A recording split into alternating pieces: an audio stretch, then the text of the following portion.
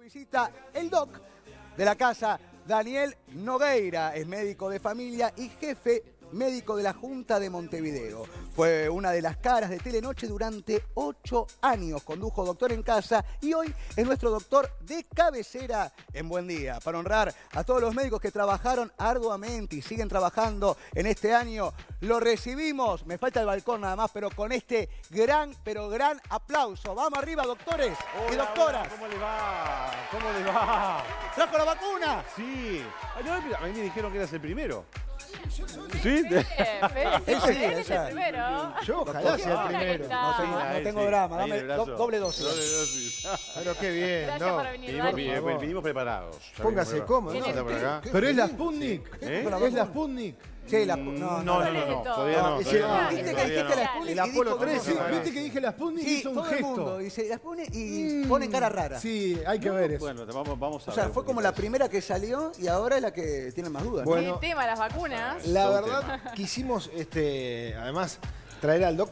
Primero es un amigo de la casa, hay muchas dudas que queremos evacuar. Él Ojalá es la persona, pueda, ojalá sí, pueda. usted es la persona adecuada para eso. Pero además también me parece que en la imagen del doctor Nogueira es tributarle un reconocimiento a los médicos que han sido, como decías, los superhéroes, los que estuvieron allí, al primera frente de la línea de Y combate siguen a este estando, virus. ¿no? Siguen En estando, este momento que es más complicado. con todavía. algunas bajas lamentables, ¿no? Sí.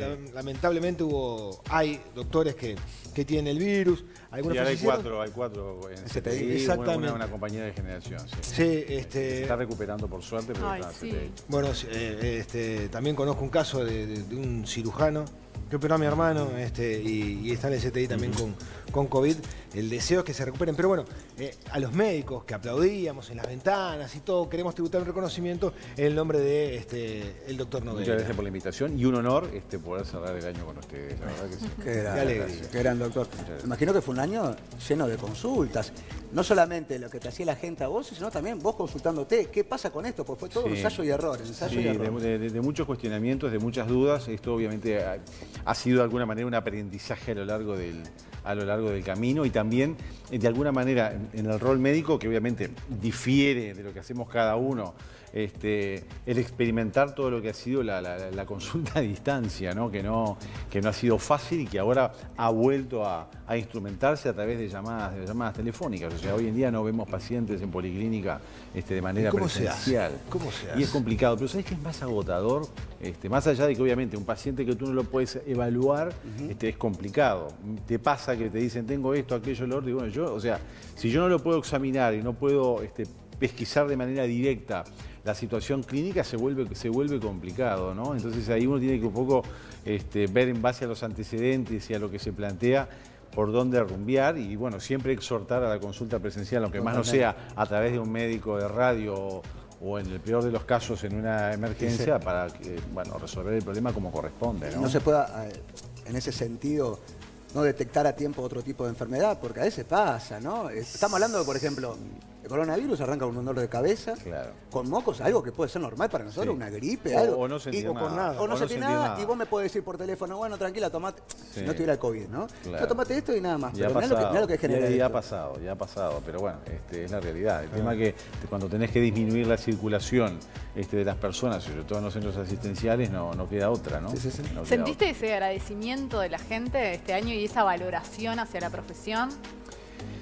Sí, lo que pasa es que también, como te decía, depende del rol que tú ocupes. Yo como no hago emergencia y no estoy en la primera línea de acción, capaz que no tanto. Sí indirectamente, como lo decía recién Fede, o sea, porque bueno, uno forma parte del gremio y de alguna forma ese reconocimiento llega, sobre todo a fin de año, o ayer, yo qué sé, sobre todo ayer tuve de mañana, estoy 4 horas en la Española en Pando y tuve que hacer 20 llamadas, o sea, tuve 20 pacientes y la verdad es que terminás con dolor de cabeza. Claro. Porque claro, telefónicamente es muy complicado dar satisfacción a las personas en sus requerimientos y fue lindo porque la gente sí se despedía diciendo gracias por todo, cuídese, gracias por todo, cuídese. Es Entonces que, eso es una caricia, ¿no?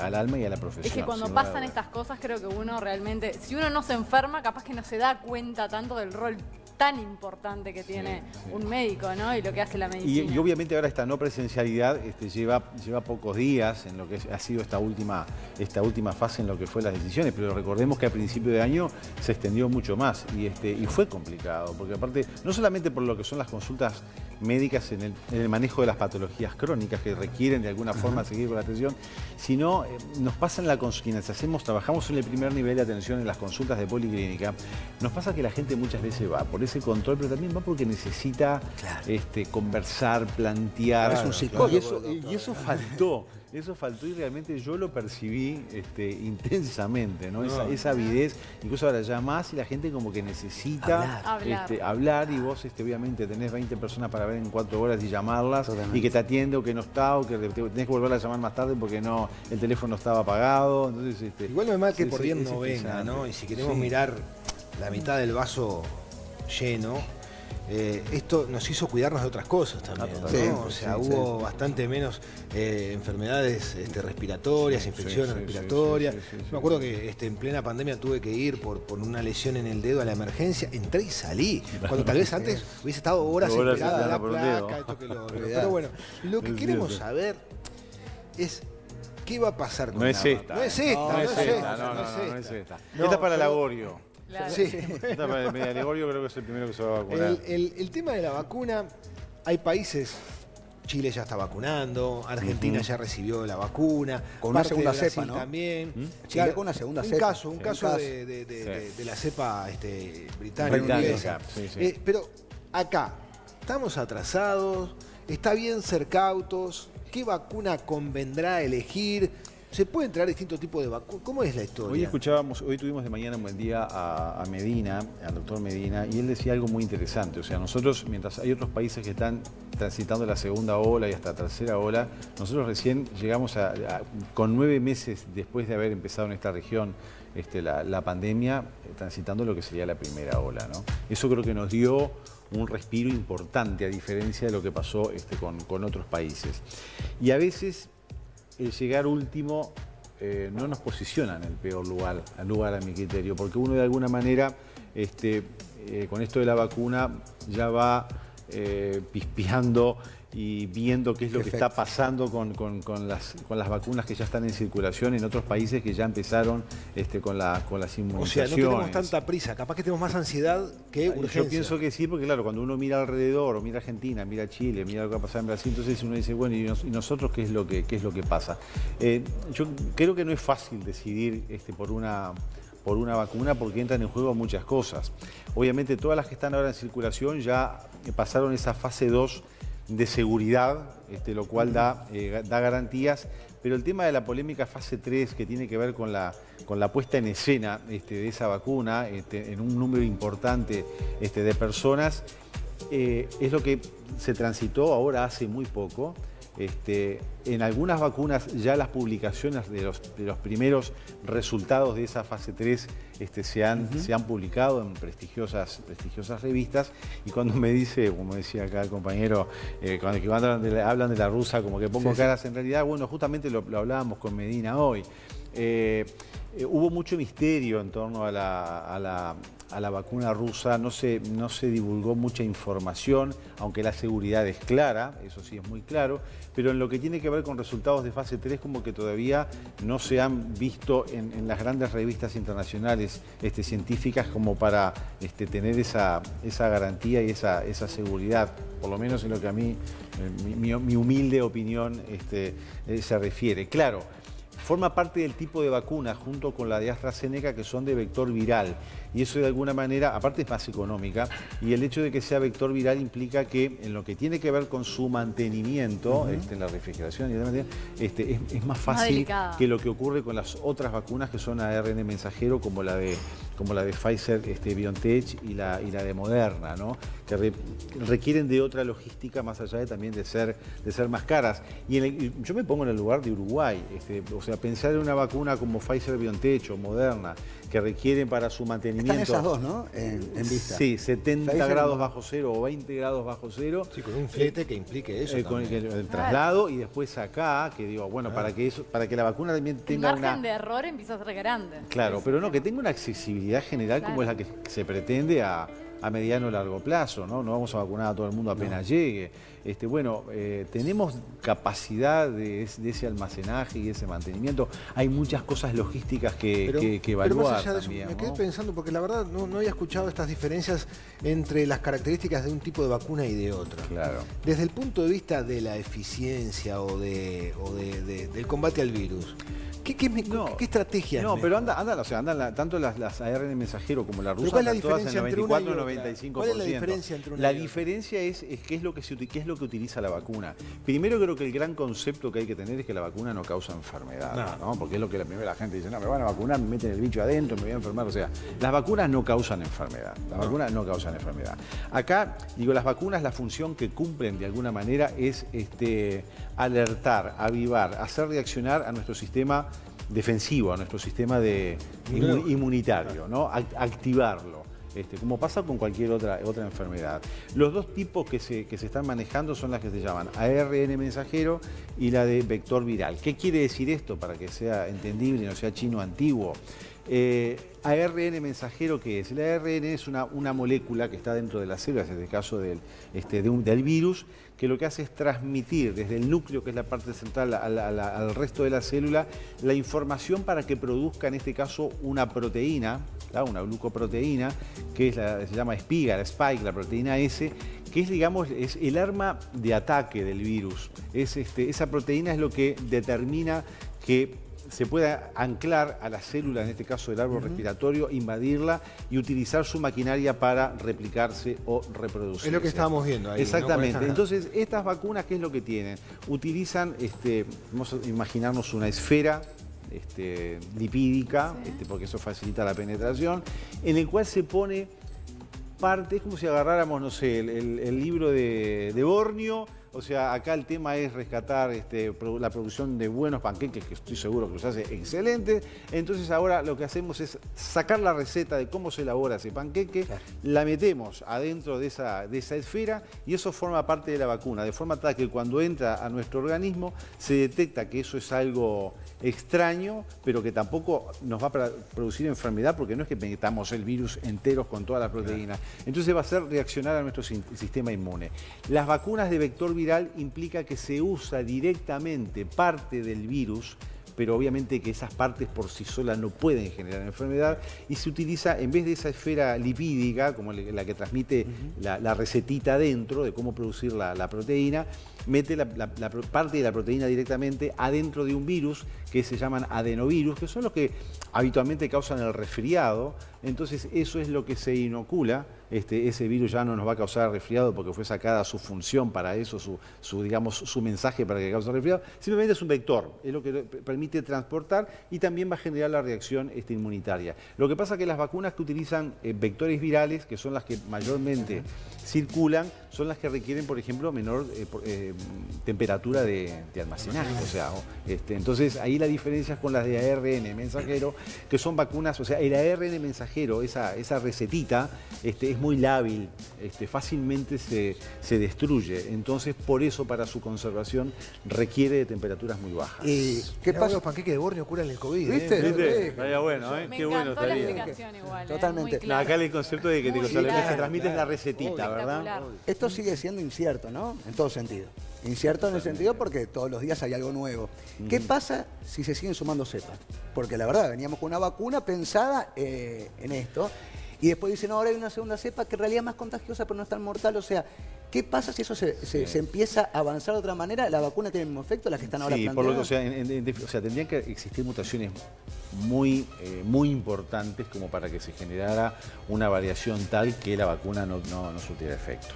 En los hechos, esta cepa que ha surgido en Gran Bretaña se habla de que se contagia más fácilmente, pero en los hechos no genera, como tú decías, efectos más graves y la cobertura por parte de la vacuna sería igual. O sea, no estamos hablando de una transformación o un giro de 180 grados en la mutación que implique decir, no te puede ser otra vez, lo cual no descarta que a futuro ocurra, ¿no? Sí. Ya hubieron otras pandemias, esta y seguramente van a venir otras. Daniel, van a venir otras. es todo un tema, el tema de justamente la charla de la vacuna, ¿no? Hay mucha incertidumbre, también hay mucha desconfianza con el tema de la vacuna. desconocimiento, porque tampoco se explica tanto de qué pasa en la fase 2, qué pasa en la fase 3. O sea, la fase 3 todavía no está, o sea, se está cursando, pero todavía no está confirmado. Totalmente ¿no? cerrada, o sea, porque lo que se han publicado, por lo menos para gran parte de las vacunas, son lo que llaman los estudios o los resultados preliminares de la fase 3. Ahora, que implica mayor porcentaje. ¿Qué riesgo implica que algo falle en la fase 3? En realidad, no gran cosa, no gran cosa, porque acá lo que más importa es tener, o sea, lo decíamos la otra vez, no es lo mismo entrenar que ir a la guerra. O sea, en la fase, o sea, cuando tú empiezas a vacunar masivamente a la población es como estar en guerra. Sí. Entonces ahí es donde realmente probás y vas a verificar si realmente esa eficiencia que se detectó en 40.000 personas a manera de prueba en la fase 3, eso se replica a nivel de la población. ¿Pero por cuánto tiempo tenés una respuesta de si fue eficaz o no? Y bueno, se está hablando de que en realidad la respuesta experimental se logra más o menos a los 15 días después de la segunda administración de la vacuna. Entonces digo, y creo que ya se están generando vacunaciones suficientes como para empezar a obtener resultados por lo menos preliminares de lo que es ya esa última fase, no la fase 3, sino ya lo que es la puesta en escena, en este caso de los actores, que son las distintas vacunas. Hay muchas consultas que tenemos para el doctor Nogueira, pero número 4, paciente número 4, Borneo. ¿Está? Sí. Bueno. Exacto. Doctor, yo simplemente vacunarse. le quería hacer una consulta con respecto a la inmunidad una vez de que una persona haya transcurrido el coronavirus. Sí. Se habla de 3 meses, se habla de 6 meses, Sí. se habla de que alguien que haya contraído coronavirus y se haya recuperado, a la hora de vacunarse, se debería vacunar inmediatamente, no se debería vacunar. ¿Cómo es ese tema de la inmunidad después de uno haber contraído coronavirus y haber cursado la enfermedad y haberse recuperado? La inmunidad, o sea, hay distintas informaciones, pero por lo menos se maneja que 6 meses hay una inmunidad en principio garantizada. Yo ayer justamente repasaba algunos artículos referidos a la pregunta, por ejemplo, de si yo ya tuve COVID, si me tengo que vacunar o no me tengo que vacunar. Lo que se está diciendo es que los 90 días siguientes a haber tenido la enfermedad no es necesario que te vacunes. Después de los 90 días, ya estamos hablando de 3 meses, ¿no? O sea que esa inmunidad que se obtuvo, por lo menos estaría garantizada los primeros 3 meses, algunos hablan del 6 y algunos un poco más. Pero no es de por vida, como por ejemplo tuviste varicela una vez, no la tenés más. Incluso digo, la vacuna tiene 2 dosis, para una son 21 días de diferencia, para el caso de la de Pfizer-BioNTech, 28 para la Moderna, hago referencia a esas dos, pero se está hablando ya de como la gripe estacional, de una vacunación anual. Como para que quede nuestra... Sí, pero en los hechos quien haya tenido la enfermedad también debería de vacunarse. E incluso otra pregunta muy común que hacen es, bueno, si yo después me vacuno y tomo contacto con... él está vacunado, él se vacunó. Sí. Y resulta que estamos acá conversando y yo resulto ser COVID positivo. Él, ¿qué hace? ¿Tiene que guardar cuarentena o tiene que guardar cuarentena? La sugerencia hoy en día es que sí guarde cuarentena, aunque esté vacunado. Como la gripe, como la vacuna de la gripe. Las consultas son acotadas, está la sala de espera llena, así que tenemos que ir. Tenemos 10 minutos por paciente. Por eso, régimen de ping-pong, de preguntas que tenemos aquí preparadas. Como por ejemplo, esperemos poder responderlas. Si tengo alergias, ¿debo vacunarme? Bueno, ahí tiene que verse cada situación en particular, porque circuló mucho ese tema de las alergias, que yo soy alérgico. Bueno, se hizo una diferenciación entre lo que pueden ser alergias comunes, que tengo una rinitis como la tengo yo, algo muy banal, ahí en realidad no hay problema. La dificultad se puede presentar para aquellos casos que tienen antecedentes, lo que se llama shock anafiláctico o reacciones anafilácticas, que son las alergias severas que nos pueden llevar a lo que se llama un edema de glotis, o sea, a un cierre de la vía respiratoria. Entonces ahí como que cada persona tendrá que con su médico hacer una evaluación de su situación clínica, las alergias, a qué es alérgico, conocer bien cuáles son los excipientes, porque las alergias acá con la vacuna tienen que ver con todas aquellas cosas que rodean a a lo que yo les dije, a la molécula que lleva el ARN mensajero, es todo lo que hace el resto de la fórmula de la vacuna. Entonces, ahí hay que estudiar. Cada caso en particular se dice que para aquellas personas que tienen alergias severas y la posibilidad de que se lleve a cabo una anafilaxia, se vacunan y tienen que quedar 30 minutos en observación, a ver qué es lo que pasa para que se pueda reaccionar rápidamente. Y en aquellos que tienen alergias más livianas, o alergias a alimentos o algo por el estilo, con 15 minutos que se queden después de la vacunación para ver qué es lo que pasa, sería la recomendación, pero cada caso en particular. Más o menos las preguntas que teníamos de ping-pong fueron tocadas, así que solamente sacarte un poquito de la historia de vacunación e ir a la realidad. Se vienen 15 días muy fuertes, pero muy fuertes, de mucha transición, de gente y traslados y todo. Los centros de salud del interior, ¿están preparados para eso? Porque estamos hablando de dos puntos, ¿no? La zona roja, que es Montevideo, y ahora Rivera, que se suma. Montevideo se van a ir, seguramente esta primera quincena va a pasar eso. ¿Qué pasa con los centros de salud? Y bueno, depende del lugar a donde vayamos. Ya se dijo, por ejemplo, que mucha gente que va hacia el este, se había hablado en su momento que Rocha no reunía, por ejemplo, la cantidad de camas suficientes de CTI si ocurriera alguna explosión con este tema, por más que se habían puesto dos unidades, creo que eran 2 unidades de ambulancias que funcionan como CTI móvil para lo que sería el traslado a Montevideo inmediato. Cada lugar es diferente en función de las disponibilidades de camas de CTI que pueda tener tanto el sector público como privado. Al momento tengo entendido que no hay dificultades. Rivera lo tuvo en su momento, que había visto por lo menos a nivel de hospital, no de las instituciones privadas, había tenido una saturación de camas de CTI, creo que ahora no es la situación.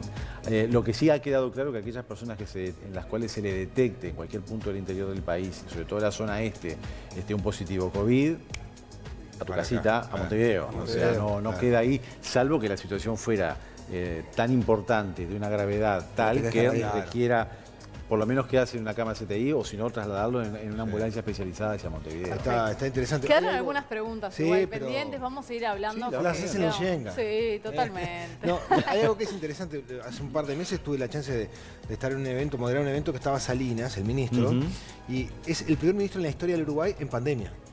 O sea, claro. En la anterior pandemia no existía esta estructura de poder ejecutivo, no había ministro de salud. Y yo imagino, Daniel, cuando te preparaste para ser médico, ¿no te imaginaste ser médico en pandemia? No pasa por la cabeza de uno cuando cómo la vida y la carrera y todo nos va sorprendiendo, ¿no? Totalmente. Pero y los temores, ¿no? Porque todos tenemos miedo. Yo reconozco que tengo miedo por mí, por mi esposa, por mi hija. O sea, no tener miedo sería un absurdo, ¿no? Totalmente.